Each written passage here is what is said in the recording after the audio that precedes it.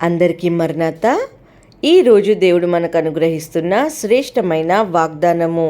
భవిష్యవాణి చెప్పే బెయోరు కుమారుడైన బిలామును ఇశ్రాయేలీలు ఖడ్గానికి గురి చేశారు. యెహోషువ గ్రంథము 13వ అధ్యాయము 22వ వచనం. Israelites had put to the sword Balaam son of Beor who practised divination. సంఖ్యాకాండము 22లో ప్రస్తావించబడిన బిలాము కదండి. ఆధునిక కాలములో అనేక మంది విశ్వాసులు జీవితాన్ని ప్రతిబింబిస్తుంది.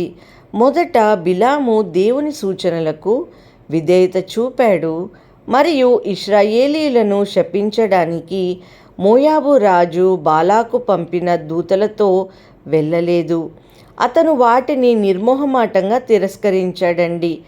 సంఖ్యాకాండము 22వ అధ్యాయం 13లో ఈ విధంగా వ్రాయబడి ఉన్నది: మీ స్వంత దేశానికి తిరిగి వెళ్ళు, ఎందుకంటే ప్రభువు నన్ను మీతో వెళ్ళనివ్వలేదు.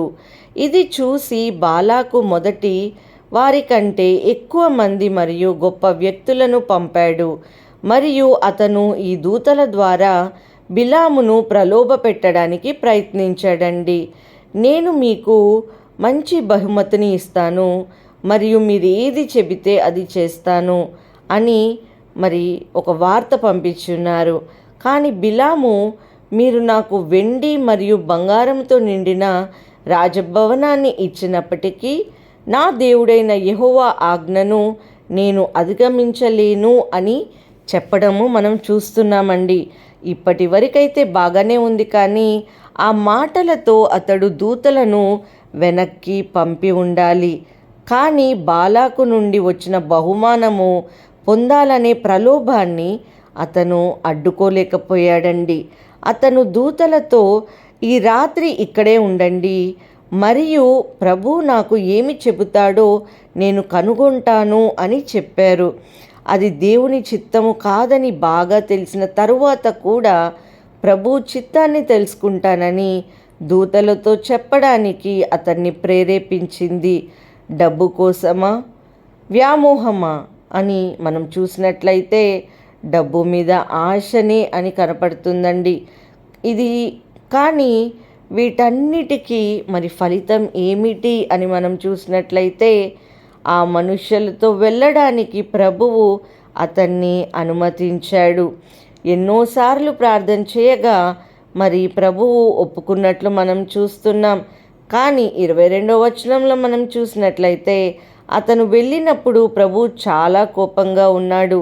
మనలో చాలామంది దేవుని చిత్తాన్ని తెలుసుకున్న తర్వాత కూడా మన స్వంత లక్ష్యాలను సాధించుకోవడానికి మన ప్రార్థనల ద్వారా దేవుణ్ణి ప్రభావితం చేయడానికి ప్రయత్నిస్తామండి.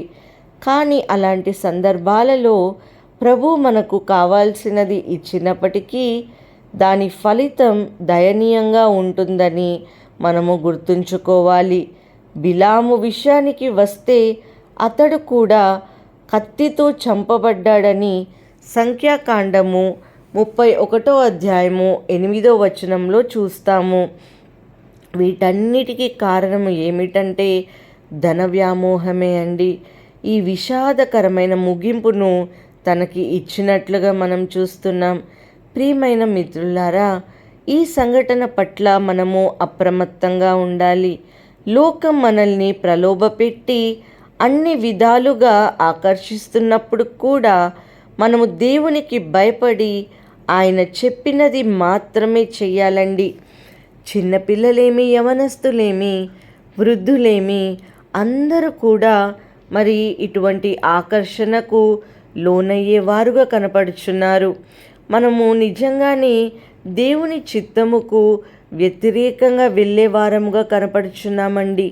కానీ యేసు ప్రభువు మనకి అన్ని మంచి చేసే దేవుడు. మనకిష్టమైనవి ఇవ్వకపోతే మనము దేవుని వదిలిపెట్టే వారంగా ఉండకూడదు. దేవుని చిత్తానికి మనము తల వంచి మనము ఆయన ఆజ్ఞకు లోబడి మనకు అంతా మంచి చేస్తారు అని చెప్పి విశ్వాసముతో మనము ముందుకు సాగవలసిన వారమై ఉన్నామండి.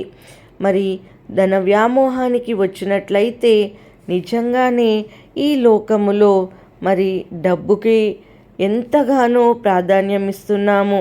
ఆ విధంగా ఉండకూడదని బిలాము యొక్క కథనే మనకి ఒక సాక్ష్యముగా మనం చూస్తున్నాం. ప్రార్థన చేసుకుందామండి. మహాపరిశుద్ధుడా, కృప కలిగిన దేవా, మా మంచి పరలోకపు తండ్రి, మీకు స్తోత్రములు. యేసయ్యా, ఈరోజు బిలాము జీవితము ద్వారా మమ్మల్ని హెచ్చరించినందుకు ధన్యవాదములు ప్రభువా.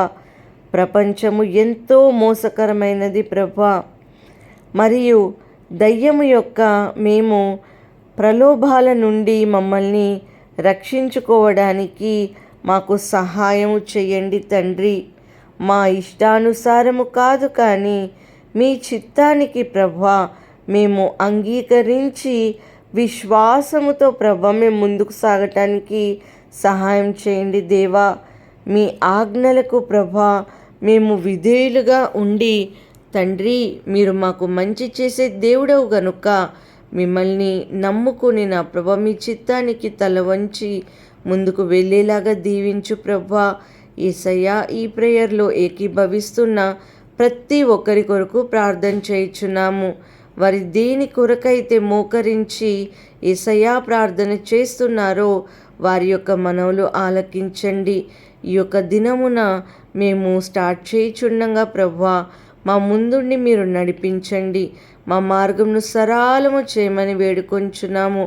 ఏ విధమైన ఆటంకము, ఎటువంటి తొందరపాట్లు లేకుండా మమ్మల్ని, మా యొక్క బిడ్డల్ని దీవించమని యేసు నామములో అడిగి వేడుకొంచున్నాము తండ్రి. ఆమేన్.